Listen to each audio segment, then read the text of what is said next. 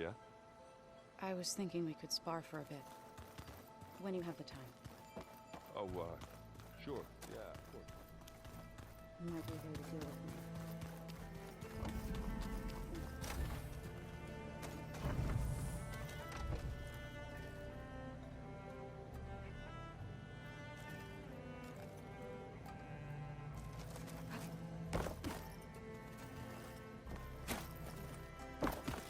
When it looks impossible, look deeper. And then fight like you can win. I will, Rost. Now and always.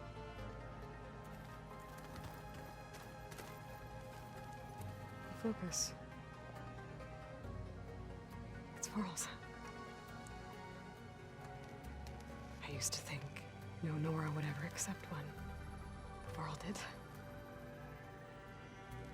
Even when he was overwhelmed. He refused to let me push him away. I miss Varl. It still hurts to think about him. I don't know if the pain will ever really go away. When I find that bastard, Eric, I'm gonna make him pay.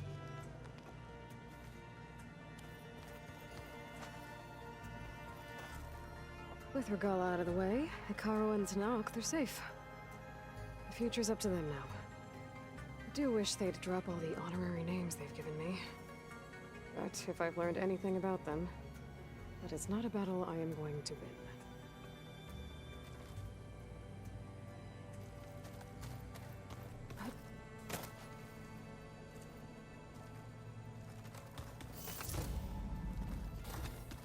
Remember, we need to get Sylens' weapon to the Zenith base intact if we want to take their shields down. I'll be gentle with it. I promise. Good. Without it, there's no payback. Don't worry. Payback's all I think about. I hope everybody's ready for this. Fighting the Zeniths isn't going to be easy. Aloy, nothing you do ever is. At least, now you don't have to do it alone. Thanks. You and Aaron seem to be on better terms now. He may have terrible taste in music, but he did apologize for mocking my tribe. And that ale he keeps raving about isn't half bad. I still plan on beating that stubborn face of his to break our sparring stalemate. Try not to hurt him too bad. Everyone here, training, working together. If it weren't for Varl, none of it would have happened. You know, there was this one night, right before Varl left with you to go to Gemini. He realized I was having trouble sleeping. I was nervous about the mission. To be honest, I think we both were. So, he asked me to join him in Gaia's dome. He brought up this hologram of Earth that you two found back in the Zenith launch facility. We sat there, just looking at it. I thought about how Plainsong was just a speck on that great sphere. How every corner of it must be teeming with life. And any fears I had about our mission were gone. I miss him terribly. I know.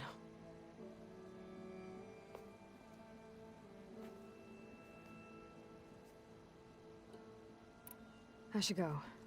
I'll let you know when I'm ready to head to the base. Before you do, there is one favor I would ask of you. What is it? You placed this focus in my care, and gave me the highest calling an Utaru has ever known. If I should fall in battle, I'd like you to be the one to bury my seed pouch. For the both of us.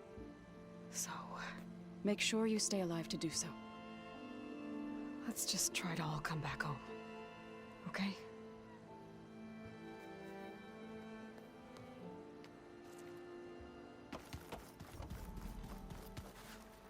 You nervous? I'd be lying if I said I'm not slightly apprehensive. The plan will work, if if we all focus on our assignments. Right. I want you to know I'm glad you're with us, Alva. Whatever happens, I'm grateful that the legacy brought us together.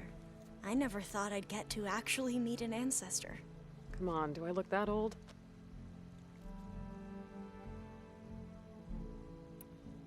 Katala will protect you inside the Zenith base. I'm not afraid. I know Katala will fulfill his duty, as will I. If we die doing so, at least it'll be alongside a friend. I'd rather you both stay alive, if you don't mind. We'll try and keep that in mind. Once all this is over, will you go back across the ocean? I don't know. The more I think about it, the more worried I become. If I go back, I don't even know if they'd let me keep this focus you gave me, or what they'd do to me for reading what is clearly forbidden data.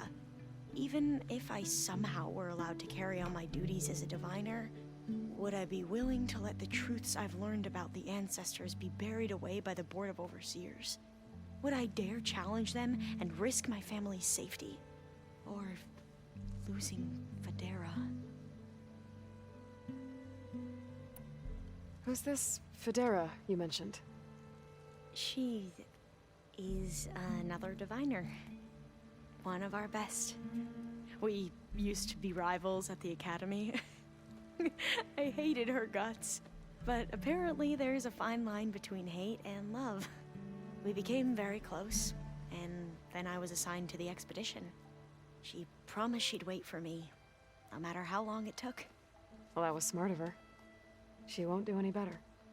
Yeah, I don't know about that. I do. The rest of us should be enough of a distraction to the Zeniths for you to hack into their network undetected. But you'll have to be quick, in case they do. What exactly do you expect me to find, Aloy? I don't know. The truth, if we're lucky. I need to get going. I'll be at the rendezvous point. May truth lead us to victory.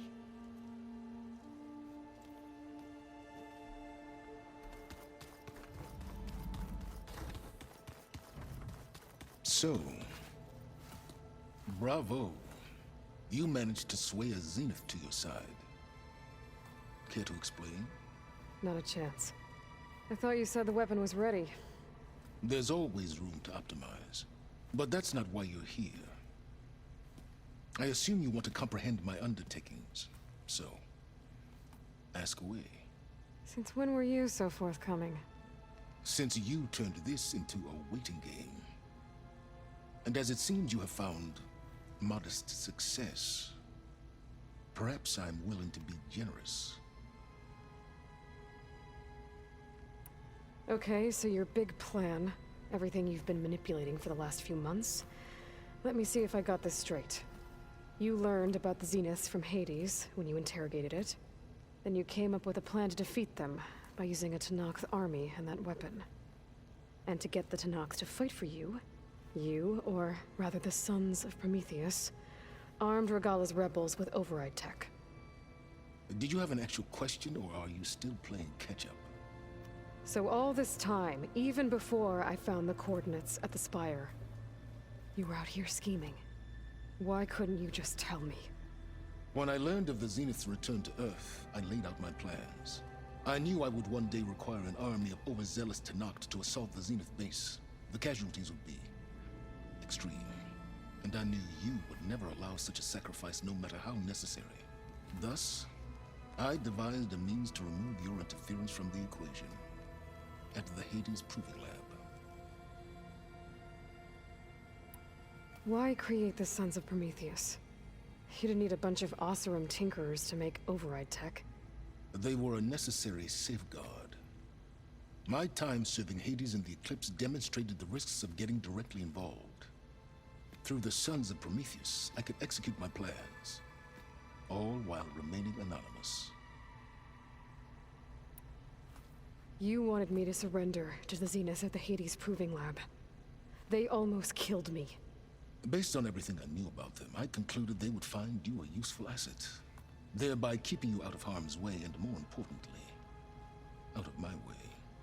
So you really didn't know they had their own clone of Elizabeth? No. Unfortunately, there was no way I could have known that particular detail. Detail? Well, I guess if it wasn't for that, we wouldn't be here today. Tell me about the weapon. How does it work? I've upgraded the delivery system. It now emits a wave-like effect covering a significant distance.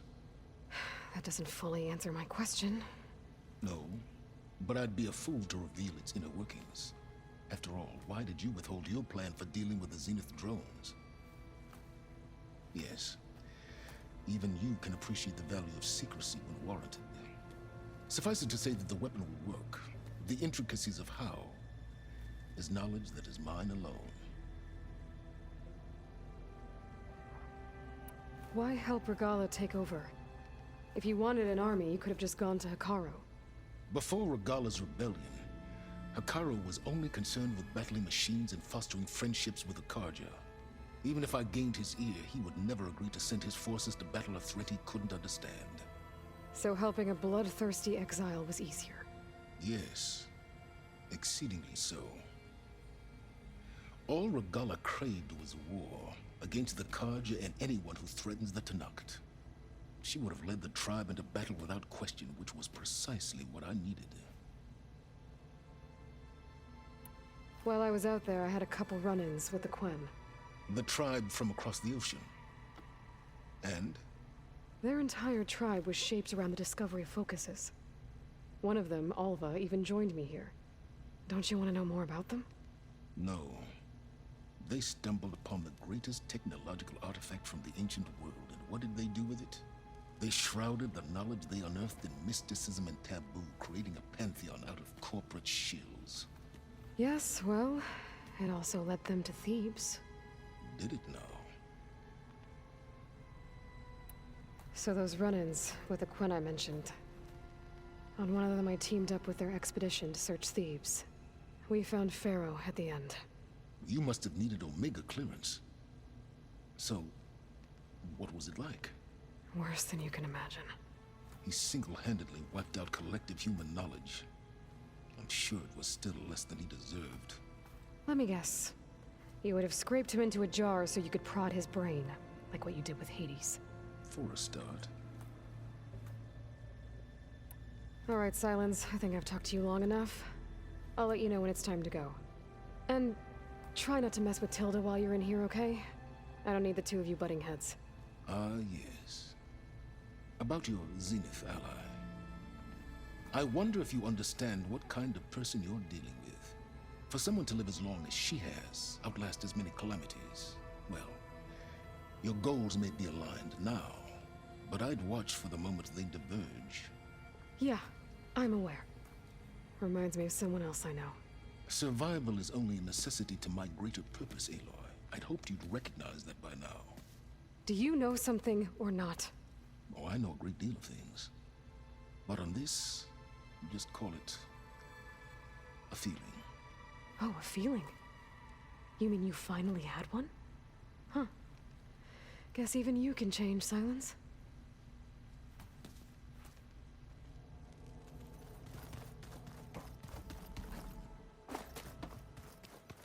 Just you wait, Varl. There you are.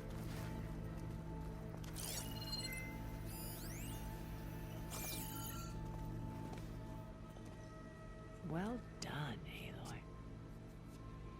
Despite my reservations, you managed to secure Silence and his weapon. You're truly a shining example of Liz's fortitude. I've been thinking about what you said at your house. How you were friends with Elizabeth. It was more than that, wasn't it? Perceptive as ever. You're right, we were together for a time. Okay, so... what happened? I was an orphan. I had always been alone. By my 30s, I was starting to wonder if that was simply my fate in life. And then I met Liz. We kept running into each other at conferences. We'd have coffee. At some point, it became drinks. I thought it was just shop talk, an exchange of ideas, but then I was surprised at how much I looked forward to seeing her. Soon we were flying halfway across the world every other week just to meet up. For the first time, I didn't feel lonely. I could imagine a future where I wasn't. I think Liz felt the same way at first. She had lost her mother a few years back. I filled a void for her. I know I did. But as time passed, it seemed as though she wanted less, and I wanted more. And so we ended things. So helping me, restoring Elizabeth's dream, it's what, A second chance, yes. I made a mistake leaving Earth while Liz stayed behind. I should have done more. So when I saw you, a woman who has carved her own remarkable path, beyond even what made Liz a phenomenon, I knew I had to help you. To do right by her.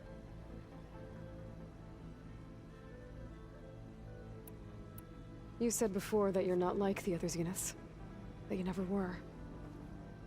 But you went along with all of their plans. Out of necessity.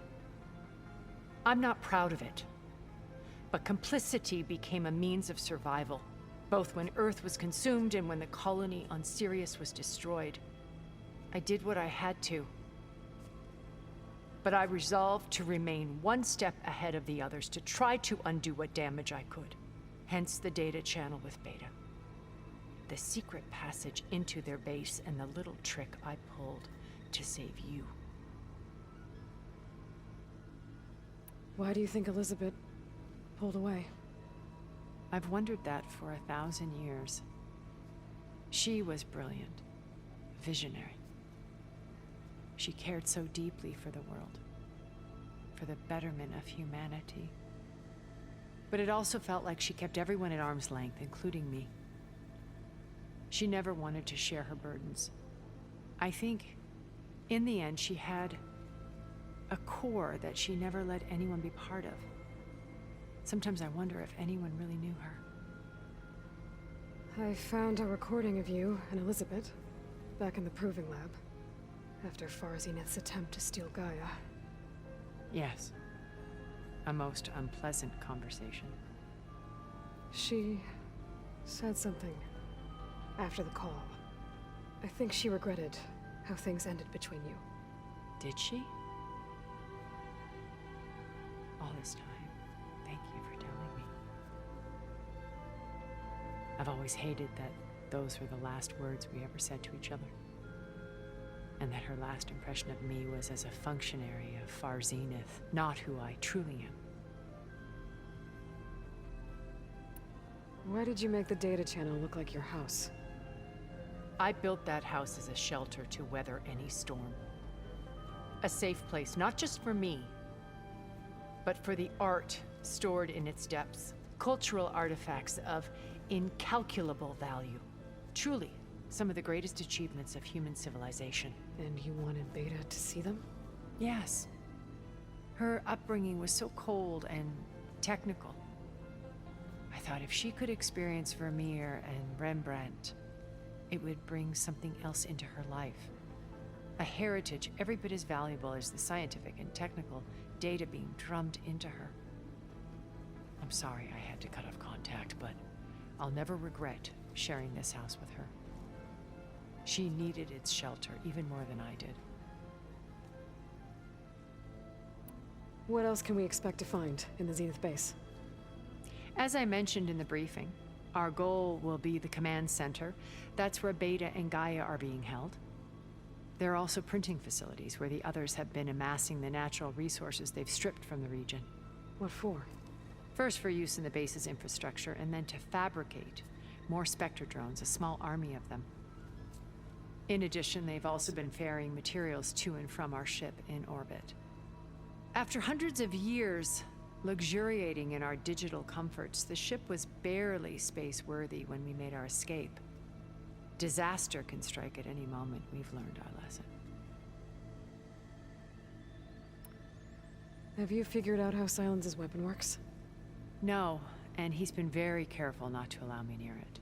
I'll admit it bothers me, but regardless of how it functions, I am confident it will deactivate the other shields en masse. How many of them are in the base? 10, including Eric and Gerard. Only a handful of us made it to our ship when our colony collapsed.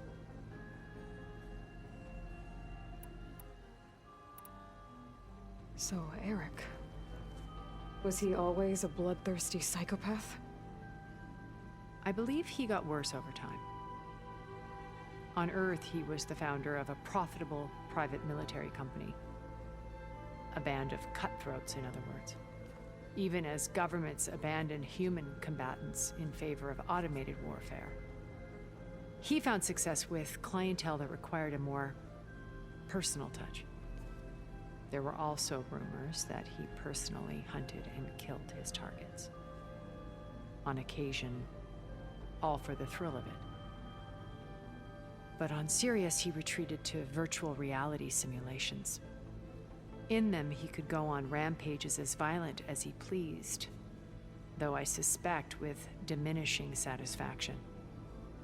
All of his tribe believes he was one of the greatest people from the old world. Then they would be quite disappointed to meet him, though I'm sure he'd bask in the adoration. What can you tell me about Gerard? He was the head of the world's largest financial conglomerate, and as such had dealings with almost every major corporation. It made him one of the wealthiest people on Earth, and certainly the wealthiest among Far Zenith. What does one person do with that much money? Buy more power, more influence. Gerard's always believed himself to be a refined patrician, able to maintain control with a polished smile. But beneath that exterior is a cold and calculating operator. It was his decision to restrict Beta's upbringing to her digital educators, the avatars of the Apollo database, while we were painted as her benefactors. Well, we'll deal with him soon enough. And the others. I would very much like to see his face when he realizes we've beaten him. When I was in the ruins of Vegas, I found data on a man named Stanley Chen. I think he was a Zenith. Stanley, ever the optimist. He was one of the good ones. When we established our colony, he built an exact replica of Las Vegas in virtual reality. Lights, shows, gambling, every detail perfectly recreated.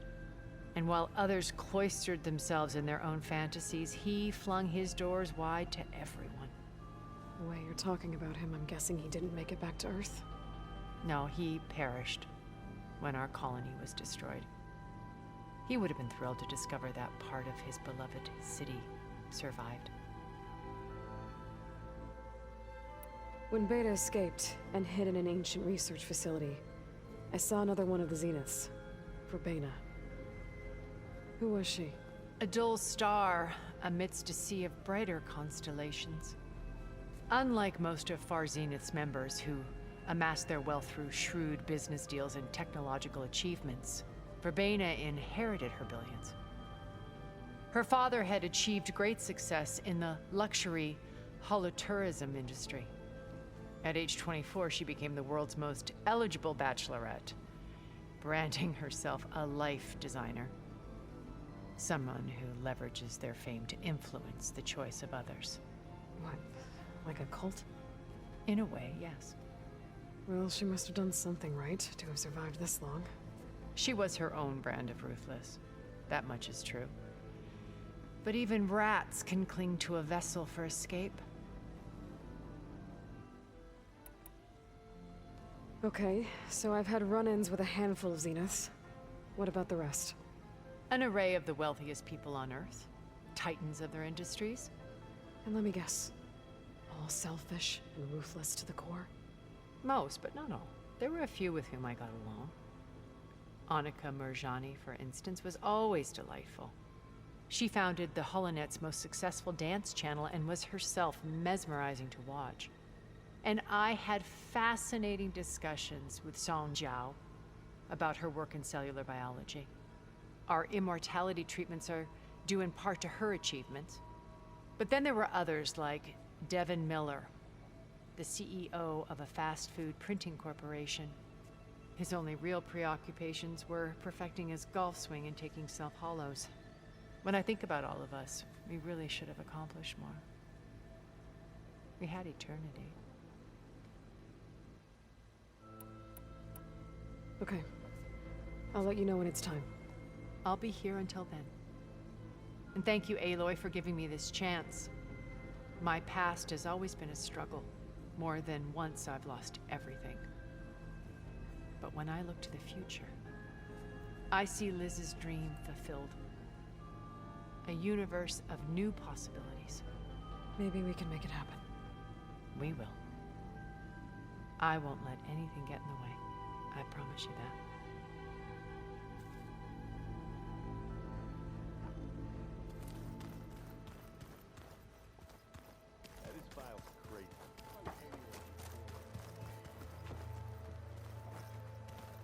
So, how are we feeling about the mission? I do not know everything that you have planned, but it doesn't matter. All that remains is to follow you to the end, whatever that will be. Thank you, Kotallo. I'm glad all this brought us together. You brought us together, and I am grateful too. Oh, and by the way, I was hoping now would be a good time to go back to the Tremortusk site and test my new arm, before we leave on our mission. Right. I'll let you know when I can make my way there. Thank you. We didn't really get to talk about what happened at Gemini. There was nothing more to say. If he were to Noct, Varl's bravery would have earned him sacred burial at the Grove, among the most distinguished of our tribe's warriors. His deeds were worthy of the Ten. When the fight is done, I will have the Inkers etch his memory on my skin, so that it may live on. I'm sure he'd be honored.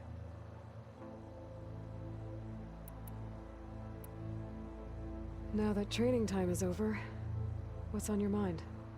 The Bulwark, the Kulrut, and how we need another miracle if we're to survive the Zenith base. I'll try not to let you down. I know you will not. I'll see you soon then. It will be my honor.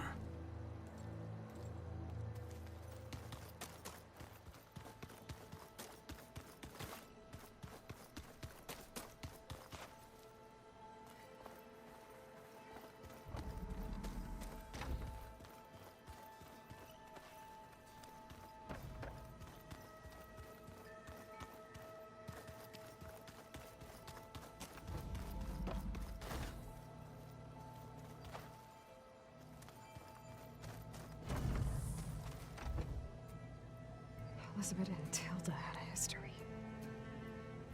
The more I learn about her life, the more complicated it seems. I guess she saw something good in Tilda. I don't know what exactly, but seems like it was enough. For a while, at least.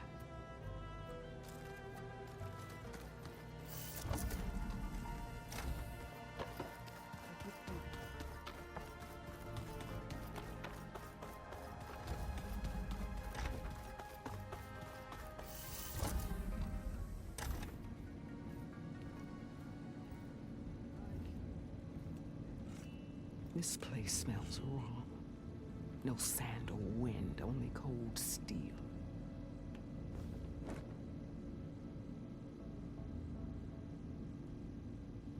And the others up there, your squad.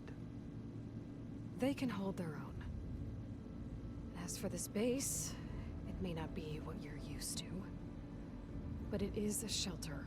Call it what it is. A cage. You came here on your own. For the battle you promised. So for now I wait in my cage for your word. Tell me when to strike.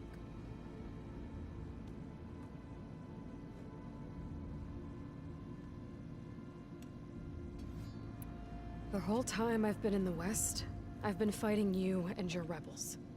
I'd at least like to know why. You were among the enemy. What more is there to know? Why did you do it? Dork, Jiroka, Makalo, and the Karja pushed into the desert to raid our people. My brother's squad was among the first to intercept them. But the Karja captured them, strung them up, and burned them alive as an example. It was too late. I found them by the sound of their screams. So you wanted vengeance? Vengeance? No. I wanted devastation. To tear down the Karja's cities and drown the land in blood. Hunt down every last survivor and grind their bones until the sky chokes on the dust. But my chief betrayed me. Betrayed the Tenakth.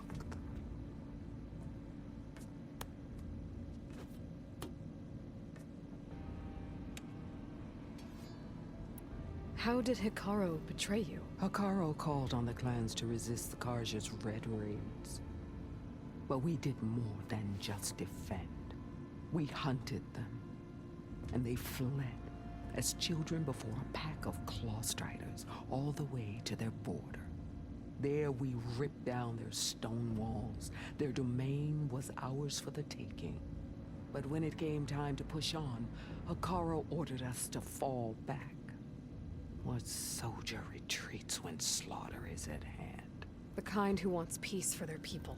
Peace is just a lull between vendettas. But I thought my chief had greater tactics in mind, so I stood by him, even when he allowed that filthy Karja to join our ranks. Fashav. I enjoyed watching him die at the embassy. He should have been put down when we first captured him on the field. Instead, Hikaru made him a marshal. Fashav told me how he became a marshal. He earned it just like any Tenakth. It was an insult. No Outlander can ever deserve to wear our armor, bear our marks. And then a Karja messenger was brought before us? That's when I knew. I had to run my blade through Hikaru and drag his treacherous corpse to the gates of the sun.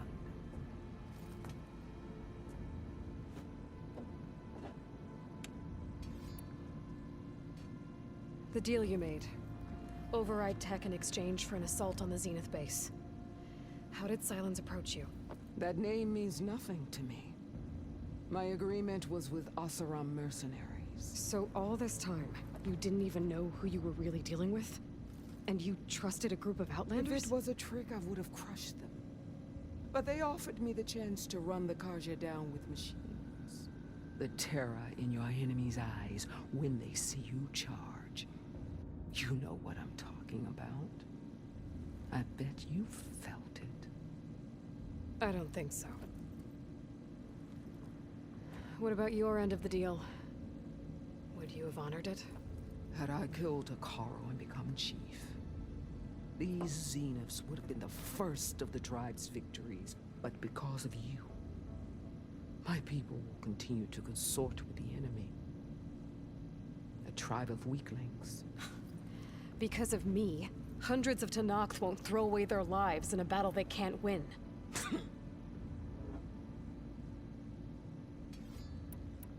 What happened when the Karja messenger appeared before Hikaru? The quivering priest bore a message from their new king. No more war. No more raids. Suddenly the Karja wanted to talk peace. An embassy at the very fortress we tore down. A true Tenakth would never take a Karja truce. Their blood exists to be spilled. But Hikaru lapped up the priest's message. He showed himself a Karja-loving traitor when he accepted. That's when I challenged him. And lost.